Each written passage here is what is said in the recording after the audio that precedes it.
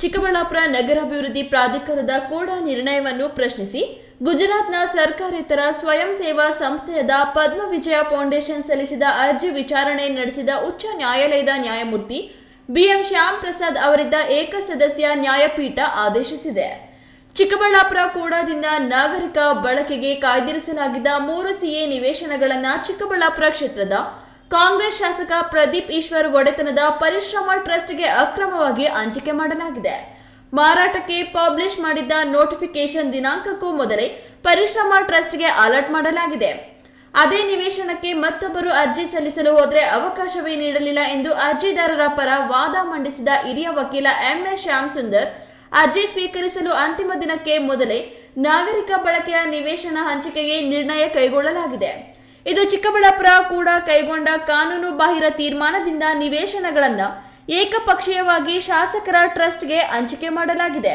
ಇದರ ವಿರುದ್ಧ ಕ್ರಮ ತೆಗೆದುಕೊಳ್ಳಬೇಕು ಎಂದು ಅವರು ವಾದಿಸಿದ್ರು. ನಮ್ಮ ಕಕ್ಷಿದಾರರು ಕೂಡಾಗಿ ಸಲ್ಲಿಸಿದ್ದ ಅರ್ಜಿಯನ್ನು ಪ್ರಾಧಿಕಾರ ಹಲವು ಬಾರಿ ಸ್ವೀಕರಿಸಲು ನಿರಾಕರಿಸಿ ಕೊನೆಯ ದಿನ ಅರ್ಜಿಯನ್ನು ಸ್ವೀಕರಿಸಿದೆ. ಇದು ಬೇಕೆಂತಲೇ ಮಾಡಿರುವ ದುರುದ್ದೇಶ ತಂತ್ರಗಾರಿಕೆ. ಸ್ಥಳೀಯ ಶಾಸಕರು ಪ್ರಭಾವ ಬೀರಿ ಸಿಎ ನಿವೇಶನಗಳನ್ನ ಮಂಜೂರು ಮಾಡಿಸಿಕೊಂಡಿದ್ದಾರೆ.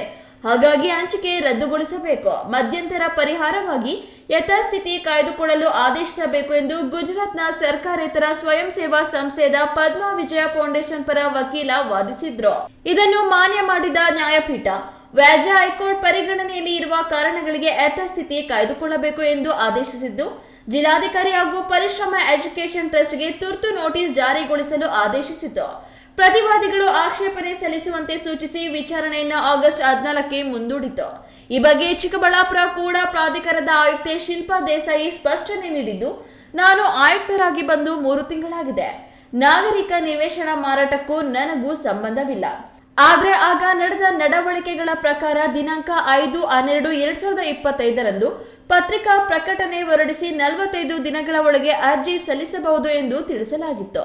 ಆದರೆ ಪ್ರಾಧಿಕಾರ 14/1/2025 ಸಭೆ ನಡೆಸಿ ಪರಿಶ್ರಮ ಸಂಸ್ಥೆಗೆ 2 ಸಿಎ ಸೈಟ್ಗಳು ಬೀಡಗನಹಳ್ಳಿ ಪೈಕಿ ಸರ್ವೆ ನಂಬರ್ 49/250/253/1ರಲ್ಲಿ 2484.81 ಚದರ ಮೀಟರ್, ಮತ್ತೊಂದರಲ್ಲಿ 2279.57 ಚದರ ಮೀಟರ್, ಪ್ರತಿ ಚದರ ಮೀಟರ್ಗೆ 10,000 ರೂಗಳಂತೆ ದರ ನಿಗದಿಗೊಳಿಸಿ ಒಂದು ನಿವೇಶನಕ್ಕೆ 2,27,95,700 ಮತ್ತೊಂದು ನಿವೇಶನಕ್ಕೆ 2,48,48,48,000 ರೂಗಳು, ಒಟ್ಟು ಸುಮಾರು 5 ಕೋಟಿ ರೂಗೆ ನೀಡಲು ತೀರ್ಮಾನಿಸಲಾಗಿದೆ.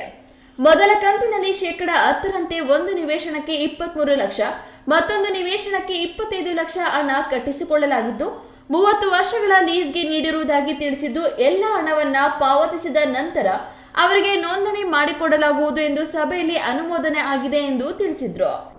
ಅದು ಸ್ಥಿತಿಗತಿ ಏನಂದರೆ, ಇದರಲ್ಲಿ ಪೇಪರ್ ನೋಟಿಫಿಕೇಶನ್ ನೋಡಿ ಕೊಟ್ಟಿರ್ತಾರೆ 28/8/2025 ಮತ್ತು 5/12/2025 ನಂದಿ ವಿಜಯ ಇದರಲ್ಲಿ ಪೇಪರ್ ನೋಟಿಫಿಕೇಶನ್ ಕೊಟ್ಟಿರ್ತಾರೆ. ಸಿ ಎ ಸೈಟ್ ಈ ಥರ ಇಷ್ಟು ಲಭ್ಯವಿದೆ, ನೀವು ಅಲಾಟ್ ಇಂಟ್ರೆಸ್ಟೆಡ್ ಇದ್ದವರು ಇದು ಮಾಡುವ ಅಪ್ಲಿಕೇಶನ್ ಹಾಕ್ಬೋದು ಅಂತೇಳಿ. ಆಗ ಅಪ್ಲಿಕೆಂಟ್ ಅವರು 12/1/2026 ಅಪ್ಲಿಕೇಶನ್ ಹಾಕ್ತಾರೆ. ಅವರು ನಮಗೆ ಸಿ ಎ ಸೈಟ್ ಅಗತ್ಯ ಇದೆ, ನಮಗೆ ಅಲಾಟ್ ಮಾಡಿಕೊಡಿ ಅಂತೇಳಿ ಪರಿಶ್ರಮ ಎಜುಕೇಷನ್ ಟ್ರಸ್ಟ್ ಅವರು ಹಾಕ್ತಾರೆ.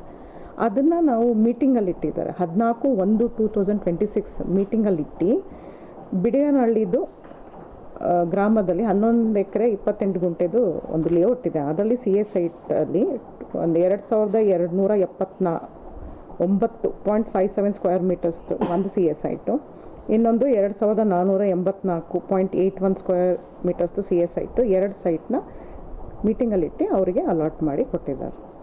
ಕೆಎಸ್ ನಾರಾಯಣಸ್ವಾಮಿ, ಈ ನ್ಯೂಸ್ ಟಿವಿ, ಚಿಕ್ಕಬಳ್ಳಾಪುರ.